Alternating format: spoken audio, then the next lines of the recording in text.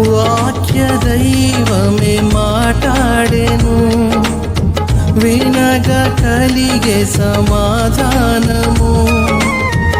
వాక్య దైవమే మాట్లాడెను, వినగా కలిగే సమాధానము.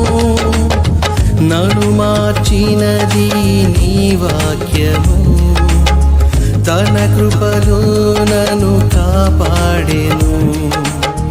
నన్ను మార్చినది నీ వాక్యము, తన కృపలో నన్ను కాపాడెను. నేనిక ఒంటరి